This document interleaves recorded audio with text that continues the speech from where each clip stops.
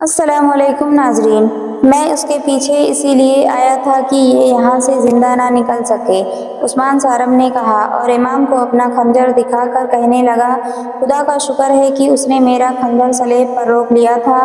یہ آدمی پاگل نہیں، عیسائی اور یہودی بھی نہیں، یہ مسلمان ہے، صلاح الدین ایوبی کا پیغام لایا ہے۔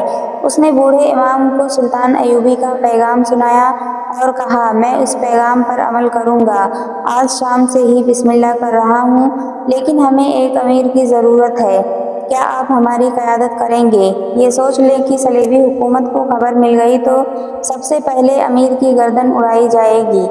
کیا مسجد میں کھڑے ہو کر میں یہ کہنے کی جرأت کر سکتا ہوں کہ میں قوم سے الگ رہوں گا؟ امام نے جواب دیا، لیکن یہ فیصلہ قوم کرے گی کہ میں امیر اور قائد بننے کے قابل ہوں یا نہیں۔ میں خدا کے گھر میں کھڑا یہ عہد کرتا ہوں کہ میری دانش مندی، میرا مال، میری اولاد اور میری جان اسلام کے تحفظ اور فروغ کے لیے ہے اور صلیب کو روبہ زوال کرنے کے لیے وقف ہو گئی ہے۔ میرے عزیز بیٹے، صلاح الدین ایوبی کے پیغام کا ایک ایک لفظ ذہن میں بٹھا لو۔ اس نے ٹھیک کہا ہے کہ نوجوان قوم اور مذہب کا مستقبل ہوتے ہیں اور وہ اسے روشن بھی کر سکتے ہیں اور وہ آوارہ ہو کر اسے تاریک بھی کر سکتے ہیں۔ جب کوئی نوجوان صلیبیوں اور یہودیوں کی بے حیائی کا دلدادہ ہو کر لڑکیوں کو بری نظر سے دیکھتا ہے تو وہ محسوس نہیں کرتا کہ اس کی اپنی بہن بھی اس جیسے نوجوانوں کی بری نظر کا شکار ہو رہی ہے۔ یہ وہ مقام ہے جہاں قومیں تباہ ہوتی ہیں۔ میرے جوان بیٹے، خدا کے اس گھر میں عہد کرو کہ تم صلاح الدین ایوبی کے پیغام پر عمل کرو گے۔ عثمان سارم نے گھر جا کر اپنی بہن النور کو الگ بٹھا کر سلطان ایوبی کا پیغام سنایا اور کہا، النور، ہمارا مذہب اور ہمارا قومی وقار تم سے بہت بڑی قربانی مانگ رہا ہے۔ آج سے اپنے آپ کو پردہ نشین لڑکی سمجھنا چھوڑ دو۔ مسلمان لڑکیوں تک یہ پیغام پہنچا کر انہیں اس جہاد کے لیے تیار کر لو۔ میں تمہیں خنجر، تیر، کمان اور برچی کا استعمال سکھا دوں گا۔ احتیاط یہ کرنی ہے کہ کسی کو شک بھی نہ ہو کہ ہم لوگ کیا کر رہے ہیں۔ میں ہر طرح کی قربانی کے لیے تیار ہوں، النور نے کہا۔ میں اور میری تمام سہیلیاں تو پہلے ہی سوچ رہی ہیں کہ ہم اپنی آزادی اور اپنی قوم کے لیے کیا کر سکتی ہیں۔ ہم تو مردوں کے منہ کی طرف دیکھ رہی ہیں۔ عثمان سارم نے اسے بتایا کہ صلاح الدین ایوبی اور اس کی فوج کے متعلق جتنے خبریں یہاں مشہور کی جاتی ہیں وہ سب جھوٹی ہوتی ہیں۔ تمام مسلمان گھرانوں میں جا کر عورتوں کو صحیح خبر سناؤ۔ عثمان سارم نے اسے صحیح خبریں سنائیں اور یہ بھی بتایا کہ مسلمانوں میں غدار اور صلیبیوں میں مخبر بھی ہیں۔ اس نے بہن کو ایسے 3-4 گھرانے بتائے اور کہا کہ ان کی عورتوں کو ہاتھ میں لو اور انہیں بتاؤ کہ ان کے آدمی غدار ہیں۔ انہیں یہ بھی کہو کہ عیسائی اور یہودی لڑکیوں کے پیار سے بچو، ان کا پیار محض دھوکہ ہے۔ کیا میں رینی کو یہاں آنے سے روک دوں؟ النور نے پوچھا۔ وہ تو تمہارے ساتھ بھی بے تکلف ہو گئی ہے۔ اسے میں کہوں گا کہ ہمارے گھر نہ آیا کرے، عثمان سارم نے کہا۔ وہ بہت تیز اور ہوشیار لڑکی ہے۔ رینی ایک نوجوان عیسائی لڑکی تھی۔ عثمان سارم کے گھر سے تھوڑی ہی دور اس کا گھر تھا۔ اس کا باپ شہری انتظامیہ کے کسی اونچے عہدے پر فائز تھا۔ لڑکی کا پورا نام رینی الیگزینڈر تھا۔ وہ النور کی سہیلی بنی ہوئی تھی۔ عثمان سارم کے ساتھ بھی اس نے گہرے مراسم پیدا کر لیے تھے۔ اسے دیکھ کر وہ بہت خوش ہوتی تھی۔ عثمان سارم ابھی اس کے قریب نہیں ہوا تھا۔ یہ وجیح جوان سمجھتا تھا کہ یہ عیسائی لڑکی ہے اور یہاں جاسوسی کرنے آتی ہے۔ اس نے رینی کو کبھی ناپسندیدگی کی نگاہ سے نہیں دیکھا تھا، بلکہ اس کے ساتھ ہنسی مذاق بھی کر لیتا تھا تاکہ اسے شک نہ ہو۔ جب اسے یہ ضرورت پیش آئی کہ رینی اس کے گھر نہ آیا کرے تو رینی کو یہ کہنا اس کے لیے مشکل ہو گیا کہ اب ہمارے گھر نہ آیا کرو، مگر اسے روکنا ضروری تھا کیونکہ وہ گھر میں اپنی بہن کو جنگی ٹریننگ دینا چاہتا تھا اور اسے معلوم نہیں تھا کہ اس کے گھر میں اب کیا کیا راز آئیں گے۔ اس نے سوچ سوچ کر یہ طریقہ پسند کیا کہ النور سے کہا کہ رینی جب کبھی آئے تو تم یہ کہہ کر باہر چلی جایا کرو کہ کسی سہیلی کے گھر جا رہی ہوں۔ اس طرح اسے ٹالتی رہو، وہ خود ہی آنا چھوڑ دے گی۔ کرب کے لوگ اس پاگل کی باتیں کر رہے تھے جو مسلمانوں کی تباہی کی پیشین گوئی کرتا پھر رہا تھا۔ غیر مسلموں کو بہت ہی اچھا لگا تھا۔ سب اسے ڈھونڈتے پھرتے تھے لیکن وہ کہیں نظر نہیں آ رہا تھا۔ سرکاری طور پر بھی اسے تلاش کیا جا رہا تھا۔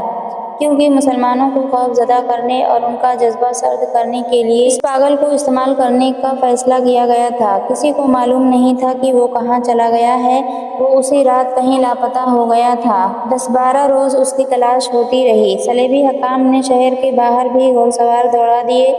انہیں توقع تھی کہ وہ اس شہر سے کہیں دوسرے شہر جا رہا ہوگا، مگر وہ کسی کو نہ ملا اور 10-12 دن گزر گئے۔ ان 10-12 دنوں میں عثمان سارم نے النور اور اس کی 3 سہیلیوں کو ہتھیاروں کا استعمال سکھا دیا۔ اس نے انہیں تیغ زنی بڑی محنت سے سکھائی۔ اس کے علاوہ مسلمان نوجوانوں کو درپردہ سلطان ایوبی کا پیغام سنا کر زمین دوز محاذ پر جمع کر لیا۔ ان نوجوانوں نے ان مسلمان کاریگروں کو تیار کر لیا جو برچھیاں اور تیر و کمان وغیرہ بناتے تھے۔ یہ سب صلیبیوں کے ملازم تھے۔ وہ اپنے لیے کوئی ہتھیار نہیں بنا سکتے تھے۔ مسلمانوں کو کوئی ہتھیار رکھنے کی اجازت نہیں تھی۔ ان کاریگروں نے گھروں میں چوری چھپے ہتھیار بنانے شروع کر دیے۔ یہ بہت ہی خطرناک کام تھا۔ پکڑے جانے کی صورت میں صرف سزائے موت ہی نہیں تھی، بلکہ مرنے سے پہلے صلیبی درندوں کی بھیانک اذیتیں تھیں۔ وہاں کوئی مسلمان کسی معمولی سے جرم میں یا محض شک میں پکڑا جاتا تو اس سے پوچھا جاتا تھا کہ مسلمان گھرانوں کے اندر کیا ہو رہا ہے اور جاسوس کہاں ہیں۔ اس کے ساتھ ہی اس کے جسم کو روئی کی طرح دھونا شروع کر دیتے تھے۔ کاریگر جو ہتھیار بناتے تھے وہ عثمان سارم جیسے نوجوان رات کو مختلف گھروں میں چھپا دیتے تھے۔ دن کے وقت لڑکیاں برقع نما لبادوں میں خنجر اور تیر و کمان چھپا کر مسلمانوں کے گھروں میں لے جاتی رہتی تھیں، مگر ہتھیار بنانے اور گھروں میں پہنچانے کی رفتار بہت سست تھی۔ ادھر سلطان ایوبی کو ایک جاسوس نے اطلاع دے دی کہ کرک اور مضافات کے مسلمانوں تک اس کا پیغام پہنچ گیا ہے اور وہاں کے نوجوان لڑکوں اور لڑکیوں نے زمین دوز محاذ بنا لیا ہے۔ یہ اطلاع لانے والا بھی ایک ذہین اور نڈر جاسوس تھا۔ اس نے بتایا کہ وہ جاسوس جس نے سلطان ایوبی کا پیغام عثمان سارم تک پہنچایا تھا، پاگل کے بہروپ میں کامیاب رہا ہے۔ سلطان ایوبی اس اطلاع پر بہت خوش تھا۔ اس نے کہا، جس قوم کے نوجوان بیدار ہو جائیں اسے کوئی طاقت شکست نہیں دے سکتی۔ اس کامیابی نے میرا حوصلہ بڑھا دیا ہے۔ شعبہ جاسوسی کے نائب زاہدان نے کہا، اگر آپ اجازت دیں تو میں مقبوضہ علاقے کے نوجوانوں کو اپنے جاسوسوں کے ذریعے اتنا بھڑکا سکتا ہوں کہ وہ شعلے بن کر کرک اور یروشلم کو آگ لگا دیں گے اور اس آگ میں وہ خود بھی جل مریں گے۔ سلطان ایوبی نے کہا، میں نوجوانوں کو شعلے نہیں بنانا چاہتا، میں ان کے سینوں میں ایمان کی چنگاری سلگانا چاہتا ہوں۔ نوجوانوں کو بھڑکانا کوئی مشکل کام نہیں۔ ان میں سے کوئی اشرفی کی چمک اور لالچ سے تمہارے ہاتھ میں کھیلنے لگے گا، اور زیادہ تعداد ان کی ہے جو جذباتی الفاظ اور جوشیلے نعروں سے بھڑک اٹھتے ہیں۔ پھر تم ان سے جو کچھ کرانا چاہتے ہو کرا لو، انہیں آپس میں بھی لڑا سکتے ہو۔ اس کی وجہ یہ نہیں کہ وہ جاہل اور گنوار ہیں اور ان کا اپنا دماغ ہی نہیں، اصل وجہ یہ ہے کہ یہ عمر ہی ایسی ہوتی ہے کہ خون کا جوش کچھ کر گزرنے پر مجبور کرتا ہے۔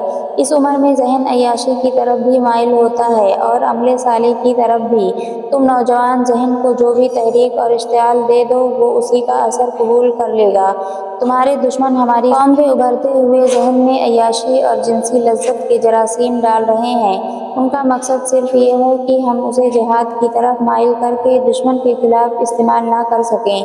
تم یہ کوشش کرو کہ نوجوان بھڑکے نہیں بلکہ سرد رہیں اور سوچیں۔ رسول مقبول سلام کی اس حدیث کو سمجھیں کہ وہ اپنے آپ کو جانو، اپنے دشمن کو پہچانو، ان کی سوچیں بدل دو، ان میں قومیت کا احساس پیدا کرو۔ یہ نوجوان قوم کا بڑا قیمتی سرمایہ ہے۔ انہیں مروانا دانش مندی نہیں، دانائی یہ ہے کہ ان کے ہاتھوں دشمن کو مرواؤ، لیکن دشمن کا تصور واضح کرو۔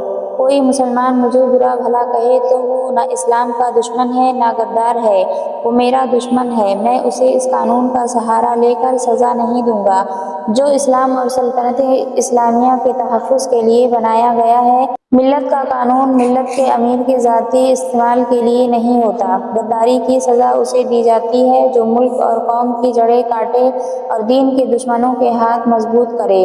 خواہ حکمران خود ہی اس کا مجرم ہو، وہ غدار ہے اور سزا کا مستحق۔ ناظرین حضرات، ویڈیو پسند آئے تو لائک کریں، چینل کو سبسکرائب کریں اور بیل آئیکن کو دبانا نہ بھولیں۔ شکریہ۔